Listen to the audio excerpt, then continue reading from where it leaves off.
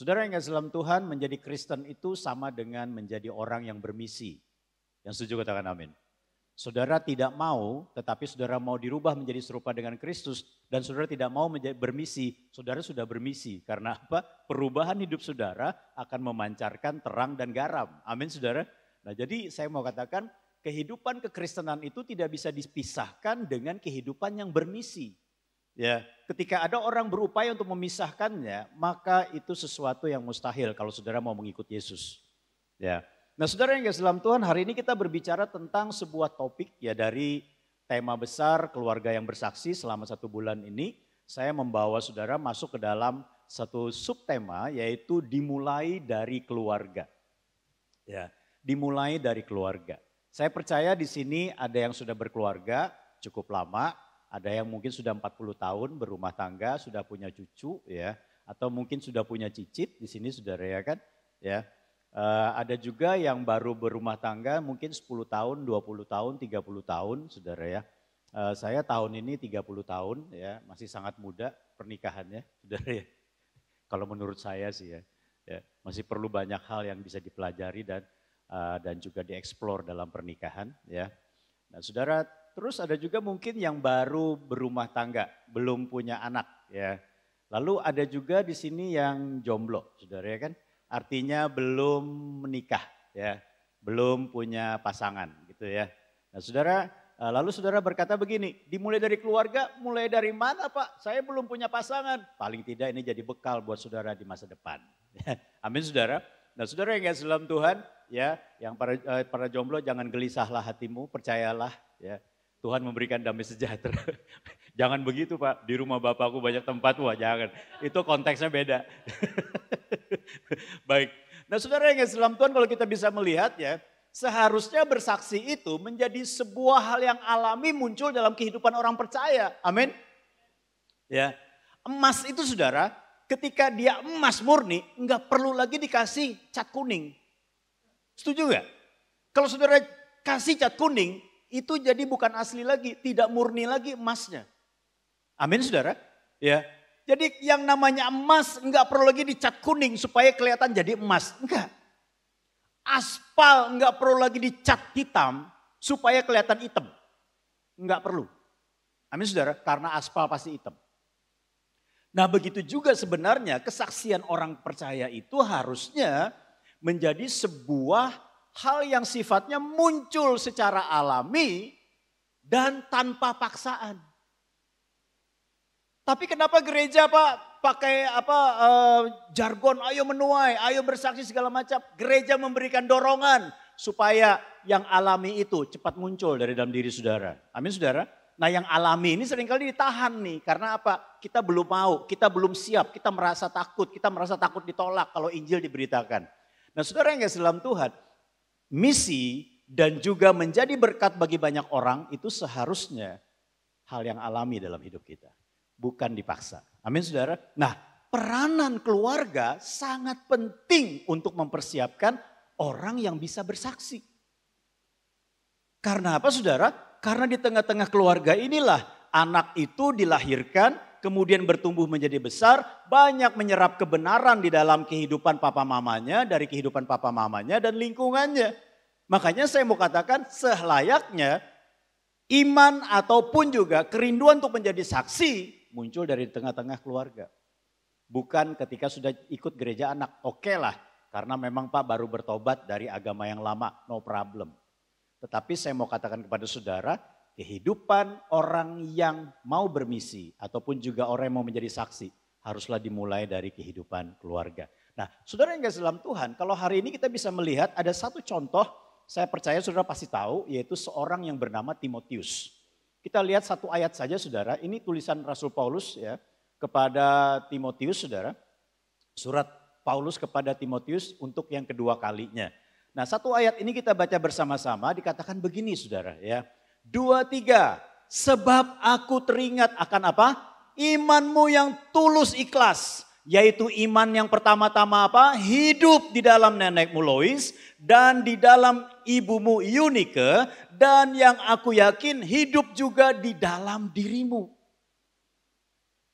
Ternyata kehidupan iman itu terjadi siklusnya di dalam keluarga, di dalam rumah tangga yang paling penting. Oh Pak, saya jauh dari orang tua atau orang tua saya belum bertobat Pak. Bagaimana saya bisa mengharapkan iman dari mereka? Ya, itu lain cerita. Saudara bisa punya orang tua rohani atau bapak rohani atau pemimpin rohani dalam gereja atau di dalam home saudara. Nah saudara yang kasih dalam Tuhan, kalau kita bisa melihat di sini, siapa Timotius ini sebenarnya?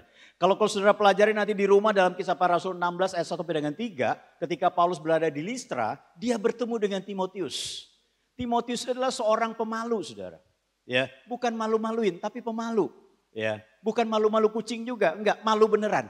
Ya, dia pemalu, dia agak introvert orangnya saudara ya kan. Terus juga dia ini punya masalah pencernaan. Makanya Paulus katakan begini, jangan hanya minum air putih saja, tambahkan anggur. Ya, nah permasalahannya kalimat yang terakhir yang lebih digarisbawahi, tambahkan anggur, saudara ya kan. Nah anggurnya ini dipahami dengan wine. Nah ini yang cukup berbahaya, saudara ya kan. Nah saudara yang kasih dalam Tuhan, kalau kita bisa melihat kehidupan Timotiusnya bagaimana sih? Ibunya orang Yahudi, bapaknya orang Yunani. Ini merupakan suatu percampuran yang unik dan luar biasa, saudara ya kan. Ya, orang Yahudi itu makin rohani, makin melakukan hukum Taurat, makin menghormati adat istiadat tradisi Yahudi, maka dia semakin punya level di dalam kehidupan sosialnya.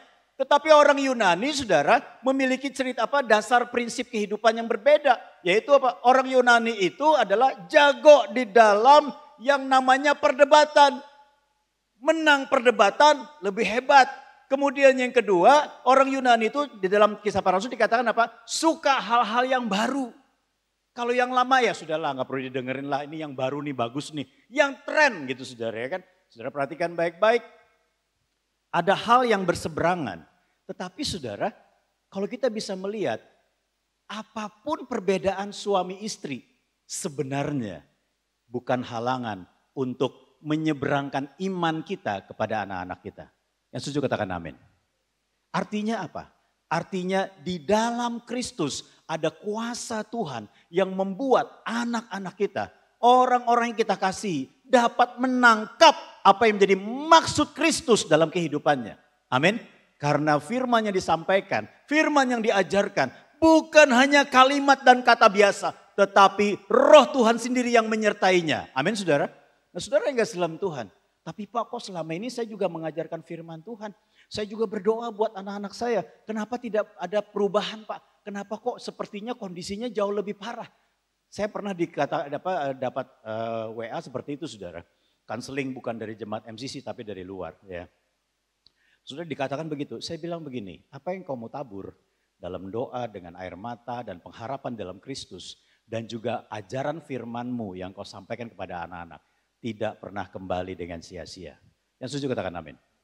Memang dalam masa perkembangannya anak-anak bisa saja punya pengertian dan pemahaman tentang kehidupan berbeda dengan orang tuanya. Amin saudara. Coba saudara ngobrol sama anak saudara sekarang. Ya, gak usah yang jauh-jauh lah tentang pelajaran sekolah aja. Ya, anak-anak SD sekarang saudara, pelajarannya sama seperti waktu kita di SMP atau di SMA. Setuju gak? Ini kan ada perbedaan. Terus mereka ketika mereka pegang gadget ini saudara, mereka punya akses yang luas dan luar biasa. Pengetahuan mereka luar biasa. Istri saya pernah ngomong tentang skincare. Jeremy datang, skincare. Maminya bilang, oh, begini. Enggak Mi, harusnya begini. Ini kandungannya ini Mi. Ini enggak boleh sembarangan Mi. Kalau ini enggak boleh. Tahuan dia saudara. Iya kan? Saya juga begitu kalau saya ngobrol sama dia tentang sesuatu atau misalnya tentang nge-gym gitu saudara. Wah, yang sakit yang mana Pi? Chest up atau low back? Wah, saya bilang ini keren banget. Padahal saya nge-gym Dia enggak. Nah, saudara perhatikan baik, ada perbedaan. Tetapi satu hal saya mau katakan kepada saudara, setiap firman Tuhan yang ditaburkan kepada keturunan kita, saya percaya secara pribadi tidak pernah kembali dengan sia-sia. Katakan amin. Apalagi disertai dengan teladan hidup. Tapi Pak, anak-anak saya sudah besar-besar, bagaimana saya bisa mengajarkan mereka? Mereka sudah punya anak. Bahkan mereka sudah bekerja, mereka punya pendidikan tinggi dan sebagainya. Satu hal yang saudara bisa lakukan adalah tetaplah teladankan melakukan kebenaran firman Tuhan. Amin saudara, karena dia sudah bisa berpikir dan punya pengetahuan. Yang dia butuhkan apa? Bagaimana cara menerapkan firman itu dalam kehidupannya. Amin. Jadi tidak ada kata terlambat untuk kita bisa mengajarkan firman Tuhan. Sehingga orang-orang di dalam rumah kita keluar sebagai saksi Kristus. Katakan amin. Nah saudara yang gak dalam Tuhan, kalau kita bisa melihat di sini Timotius, siapa Timotius ini saudara? Ternyata saudara Timotius ini mengikuti perjalanan Paulus ketika di Listra ketemu gitu. Lalu Tuhan menggerakkan oma dan juga mamanya untuk melepaskan Timotius menjadi murid Paulus. Lalu pada saat itu mereka melakukan perjalanan. Singkat ceritanya saudara, Timotius bukan hanya menjadi seorang murid saja. Tetapi rekan di dalam menulis beberapa surat yang saudara hari ini baca. Paulus menulis Kolose, ada turut campur tangan Timotius di situ. Paulus menulis surat kepada jemaat Tesalonika, ada turut campur tangan Timotius di situ. Paulus menulis surat kepada jemaat di mana lagi saudara, kepada Filemon, ada Timotius yang turut campur tangan di situ untuk memberikan pencerahan ataupun membantu Paulus menuliskan surat sehingga surat itu menjadi kanon ataupun dimasukkan dalam kanonisasi Alkitab yang sampai hari ini kita baca. Luar biasa sekali. Nah saudara yang dalam Tuhan, kalau kita bisa melihat siapa Timotius? Dia adalah pemimpin rohani yang bangkit dan juga yang memimpin jemaat. Yang pernah dipercayakan memimpin jemaat. Dia diutus oleh Paulus ke beberapa jemaat-jemaat mula-mula. Untuk apa? Menguatkan mereka supaya mereka tetap kuat dalam iman. Karena pada saat itu gereja mula-mula menghadapi yang namanya ajaran sesat, penganiayaan, penyembahan kepada kaisar, dan penderitaan yang begitu luar biasa sebagai akibat tidak mau menyembah kaisar. Saudara yang kasih dalam Tuhan, itulah apa yang menjadi panggilan Timotius. Bagaimana Timotius seorang yang introvert, malu-malu, ragu-ragu. Bahkan juga secara kesehatan tubuhnya sakit.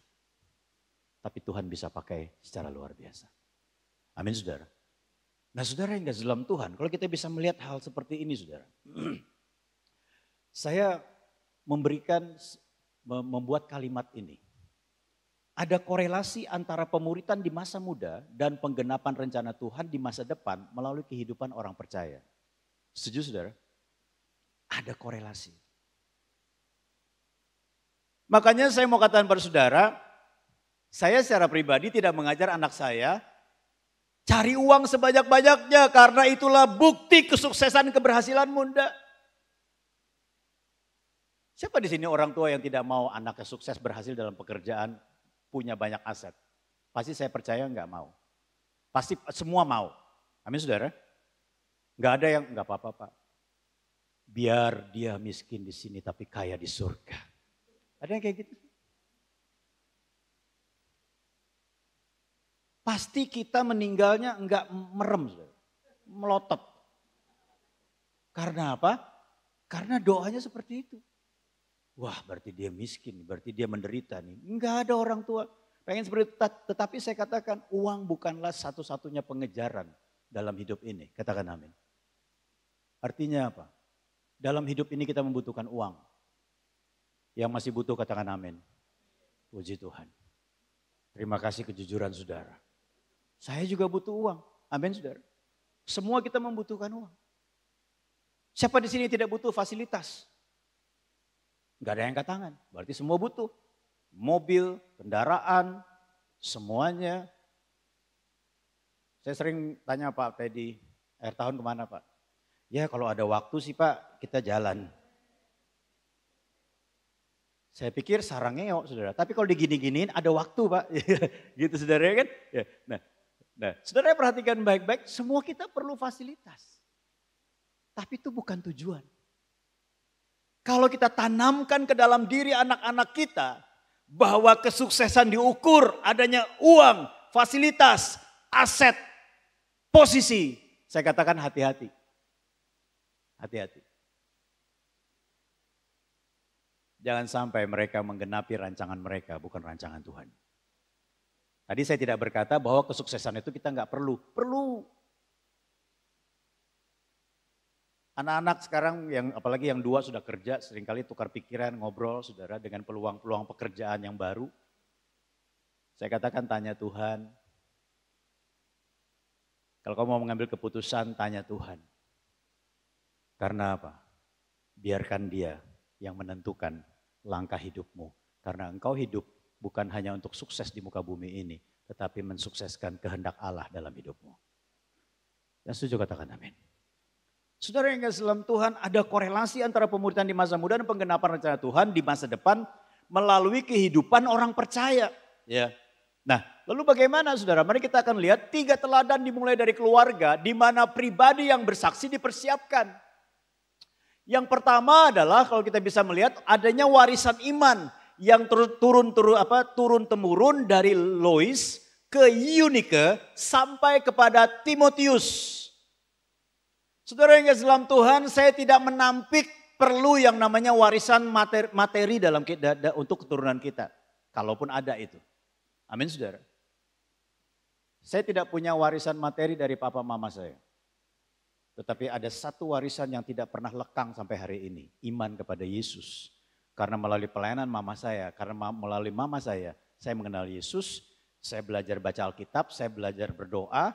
Dan juga terima Yesus sebagai Tuhan Juru Selamat pada saat umur kurang lebih 12 atau 13 tahun. Dan iman itu sampai hari ini yang membuat saya tetap tegak berdiri melayani Tuhan. Saudara yang kasih dalam Tuhan, pikirkan warisan yang berbeda untuk keturunan kita.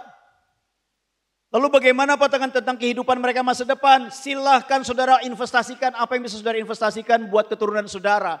Tetapi yang paling penting adalah perlu saudara pahami dengan baik, iman perlu ditularkan dalam kehidupan mereka. Karena kita tidak bisa mendampingi mereka seumur hidup mereka.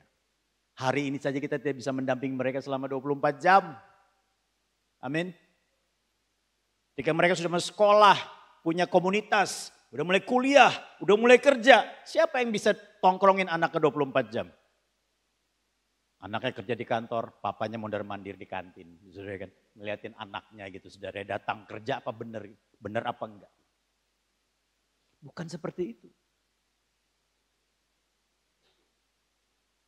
Bagaimana anak-anak bisa menangkap pesan Tuhan bahwa Dialah yang menjamin kehidupan mereka, bukan orang tuanya.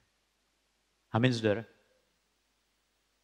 Sehingga ketika kita dipanggil oleh Tuhan, kita bisa pergi dengan tenang. Bukan hanya karena Yesus yang menjemput dan Dia bawa kita ke tempat yang sudah disiapkan. Tetapi kita pergi dengan tenang karena apa? Iman telah diwariskan kepada keturunan kita. Ya. Makanya mulai hari ini, bagi keluarga-keluarga muda, bicarakan tentang Yesus secara serius kepada keturunanmu.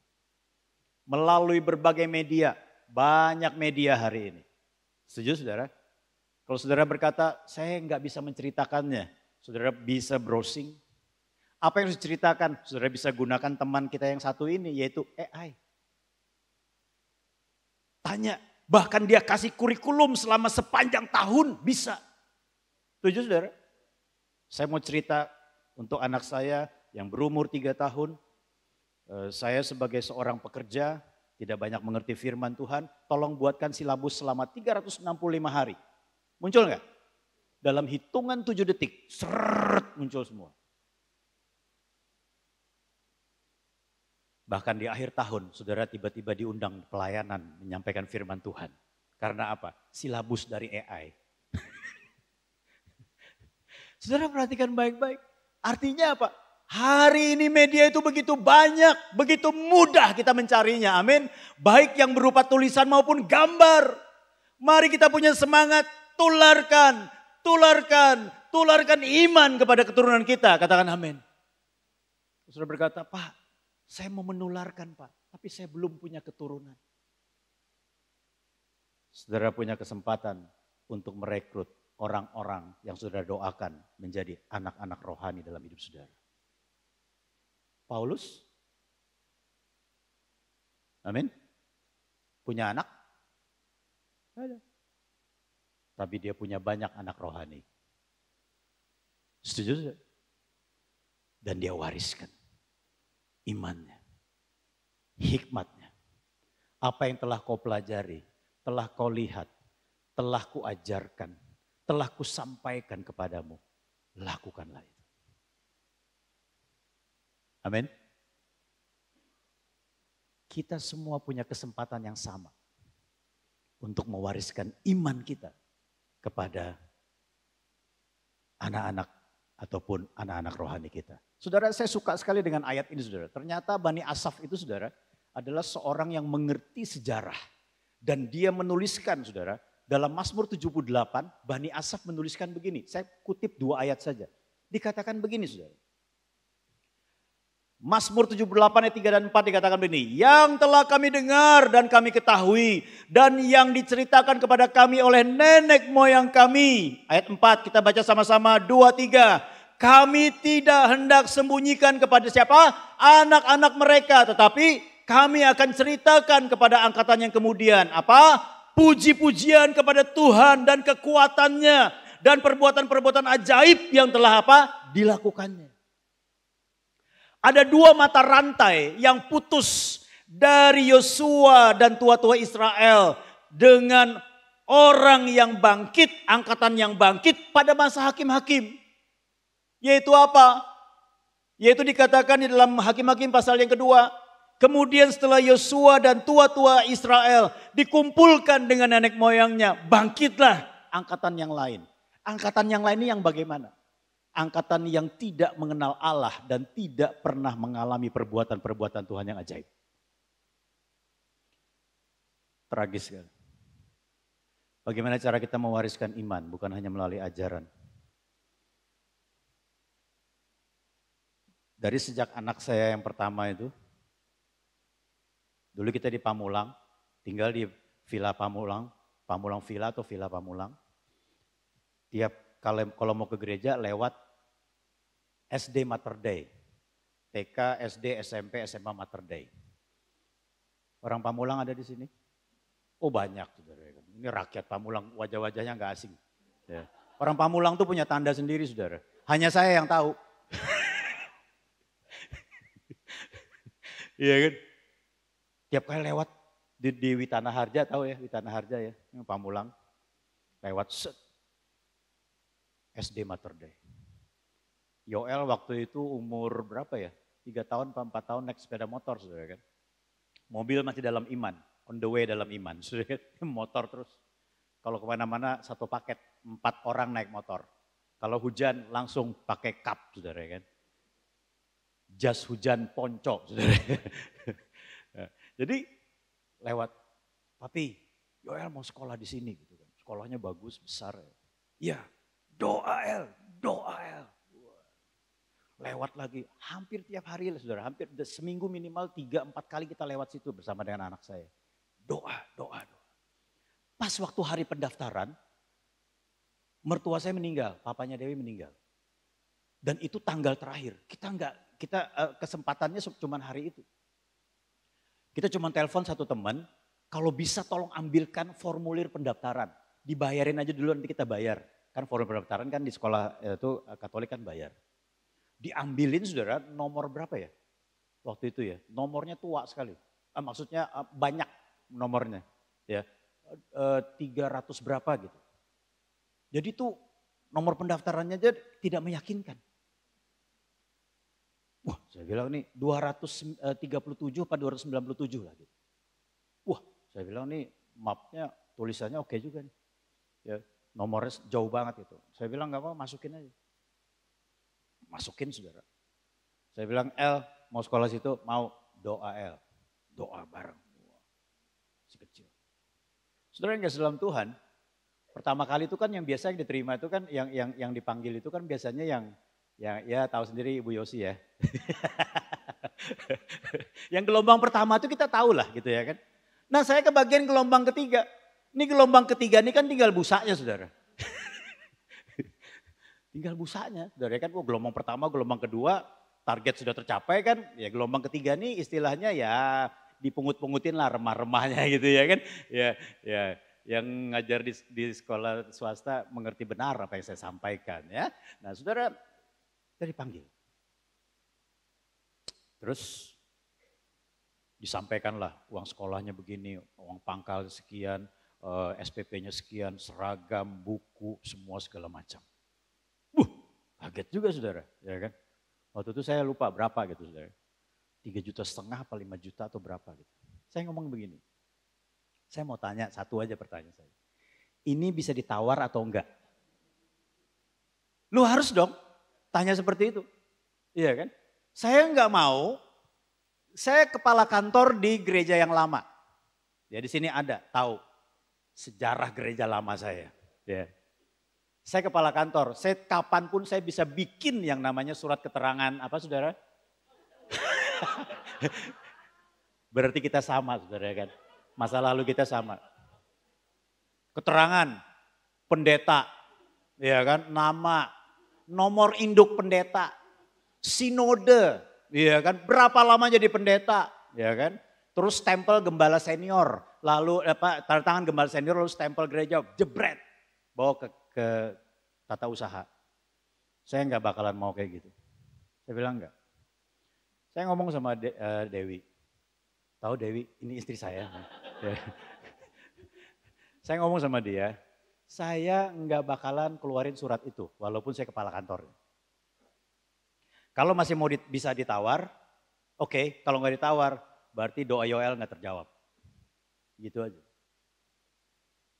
Tanya begitu, masih bisa ditawar, wah suster yang ngomong, wah tapi begini Pak, wah begini Pak, ini sekolah ini kan perlu dana yang besar, segala macam gitu ya. Bisa ditawar enggak? Ya kan? Istri saya yang maju. Dipanggil pertama, nggak lolos.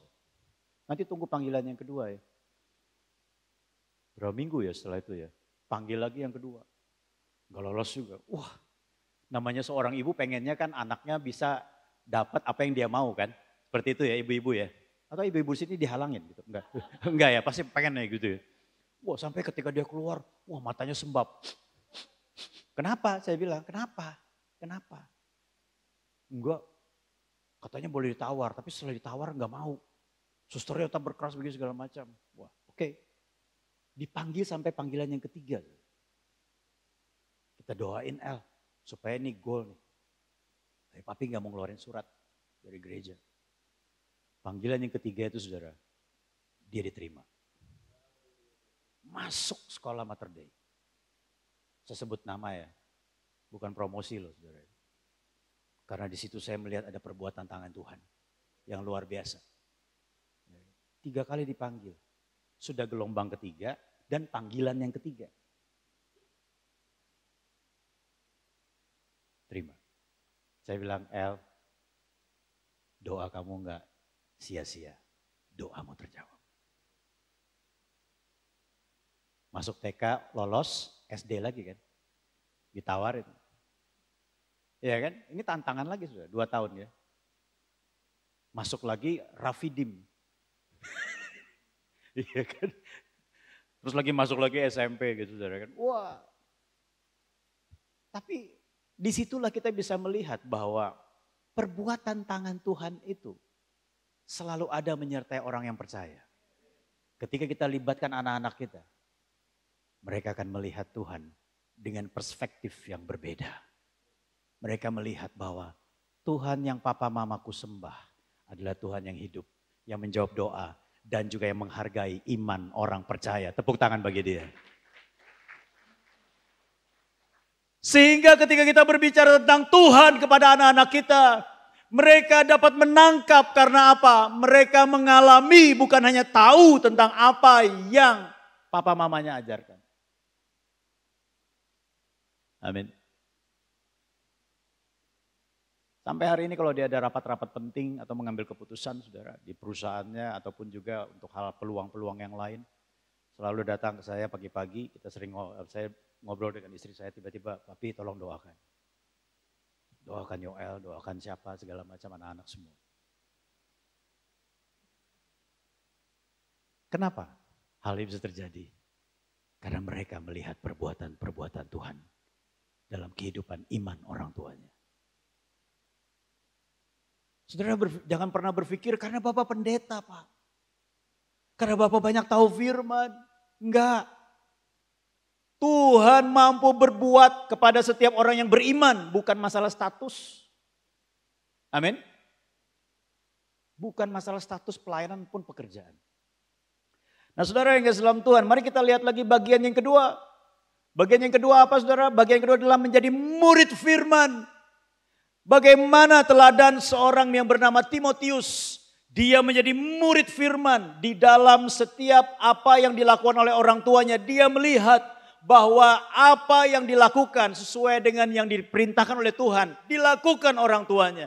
Dia belajar, dia menaruh harapan, dia menaruh imannya kepada yang diajarkan oleh orang tuanya. Nah makanya Paulus berkata begini saudara. Paulus dengan mudah berkata begini. Saudara mau kata pada saudara, ayat ini saudara, tidaklah mudah ketika orang tidak punya dasar firman Tuhan dalam hidupnya. Setuju? Coba kita baca ya. Ayat firman Tuhan ini ya. Nah dalam dua versi nanti saya akan bacakan. Jangan seorang pun menganggap engkau rendah karena engkau muda. Dikatakan apa saudara? Jadilah teladan bagi orang-orang percaya dalam perkataanmu, dalam tingkah lakumu, dalam kasihmu, dalam kesetiaanmu dan dalam kesucianmu. Sementara itu sampai aku datang bertekunlah dalam membaca kitab-kitab suci, dalam membangun dan dalam mengajar. Jadilah teladan. Kenapa Paulus berkata demikian? Kalau Timotius tidak punya dasar kebenaran firman Tuhan dalam hidupnya, Paulus tidak akan bicara tentang jadilah teladan. Setuju? Amin. Kita baca dalam terjemahan yang berbeda. Firman Allah yang hidup. Dikatakan begini, ya. Biarpun kamu masih muda, jangan sampai ada orang yang menganggap kamu rendah. Bukan berarti lalu membusungkan dada Timotius. Enggak, bukan begitu. Tetapi Paulus katakan begini, justru kamu harus semakin terdepan. Ini bukan iklan Yamaha. Kamu harus semakin terdepan dengan cara bagaimana? Karena itu hendaklah kamu menjadi contoh bagi orang-orang percaya melalui cara bicaramu. Cara bicaramu, terus apa? Gaya hidupmu, terus apa? Kasihmu, terus apa? Keyakinanmu kepada Kristus dan melalui hidup yang suci. Sebelum saya datang, utamakanlah hal-hal ini di dalam pelayananmu. Apa saudara? Bacakan dan ajarkanlah kitab suci kepada jemaat dan doronglah mereka untuk terus melakukannya. Wah, luar biasa sekali ya. Saya baca firman ini saudara dalam beberapa terjemahan ini menarik sekali ya. Nah saudara yang kasih dalam Tuhan, ya, kalau kita bisa melihat di sini, saya lihat jam dulu saudara ya, supaya jangan sampai kebablasan. Ya. Oke, baik, masih ada waktu. Nah saudara, saya menemukan dari Bapak Gereja, yaitu seorang yang bernama Yohanes Chrysostomus, ya, Bapak Gereja pada abad yang keempat, ya. Nah situ, oke. Bapak Gereja pada abad yang keempat ini saudara menulis begini, iman Timotius adalah hasil dari pengajaran dan teladan yang diberikan oleh keluarganya. Dan menurut Chrysostomus, saudara, Chrysostomus ini memuji kesetiaan Louis dan juga Eunike dalam mengajarkan kitab suci kepada Timotius yang menjadi dasar bagi pelayanannya di kemudian hari.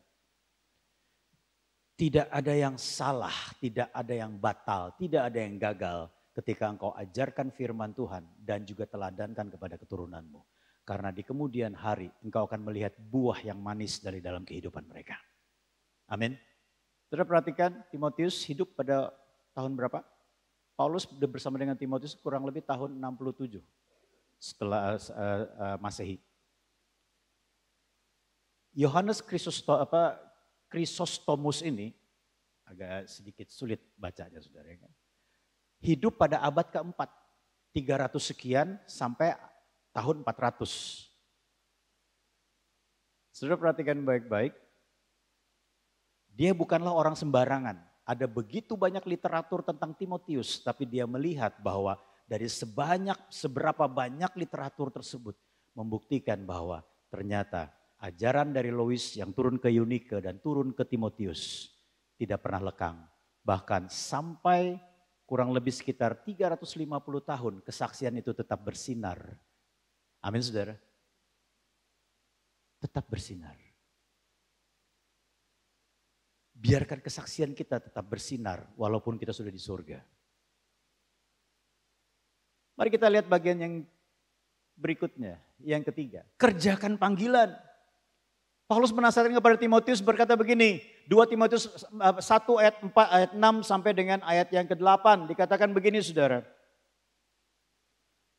Karena itulah kuperingatkan engkau untuk mengobarkan karunia Allah yang ada padamu oleh penumpangan tanganku atasmu. Sebab Allah memberikan kepada kita bukan roh ketakutan, melainkan roh yang membangkitkan kekuatan, kasih dan ketertiban.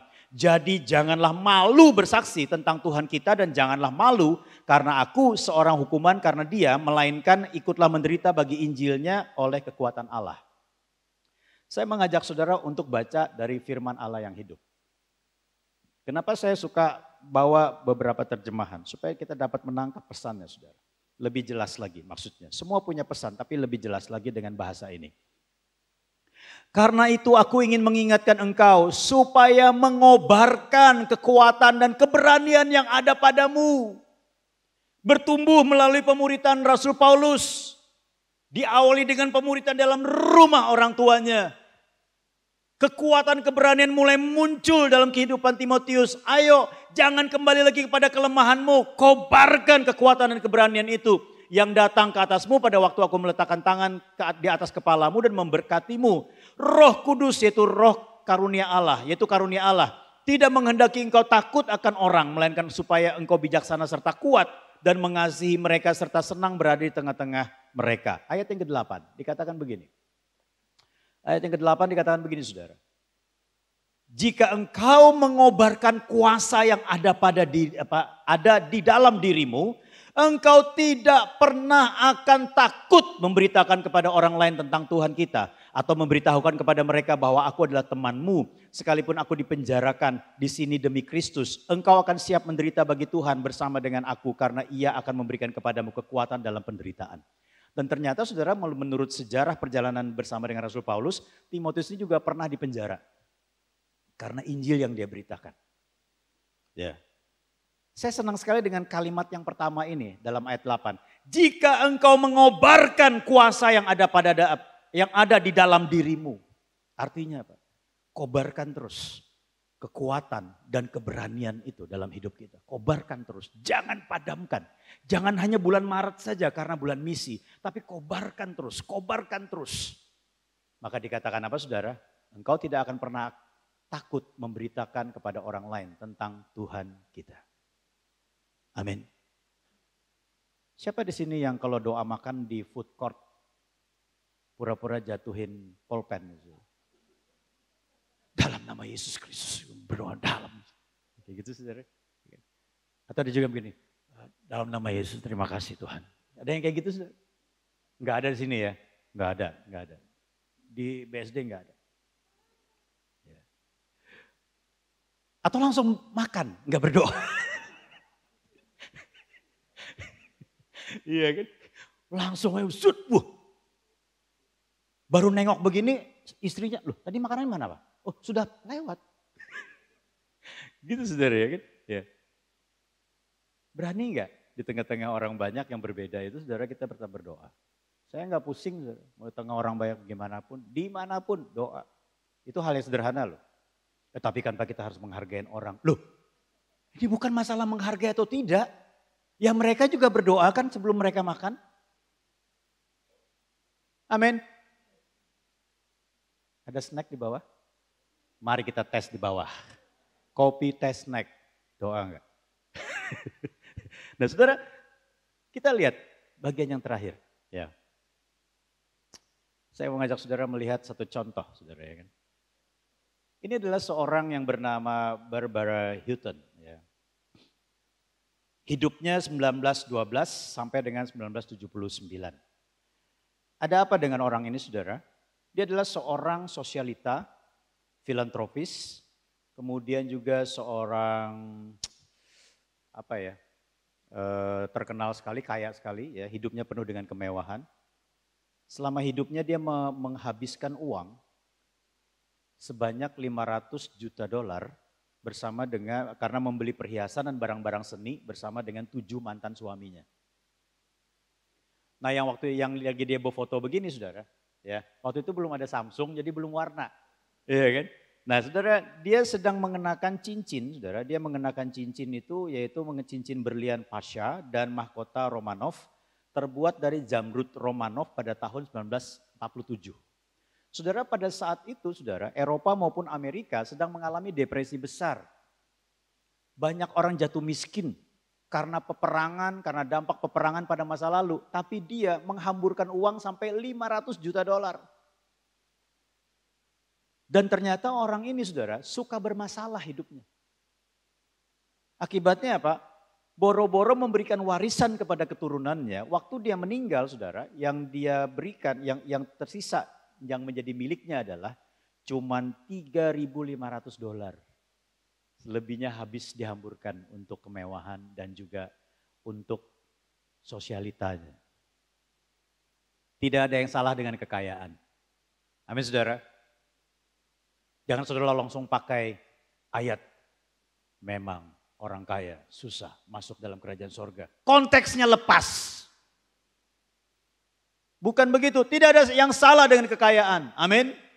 Tetapi ketika dengan kekayaan itu kita lupa mewariskan sesuatu yang melampaui uang, melampaui aset, melampaui harta kekayaan. Ini yang berbahaya. Makanya mari wariskan warisan tanpa uang. Tanpa uang Pak, benar ada. Cepat Pak, buka Pak, ntar dulu. Kalau saya buka ini berarti ada 10% buat hamba Tuhan. Apa itu? Nama baik. Amin. Yang kedua apa? Pendidikan dan kemandirian. Yang ketiga, prinsip hidup yang benar. Dan yang keempat, sangat penting. Apa? Iman. Amin saudara. Mau wariskan ini dalam kehidupan anak-anak saudara? Amin. Mari kita berdiri sama-sama.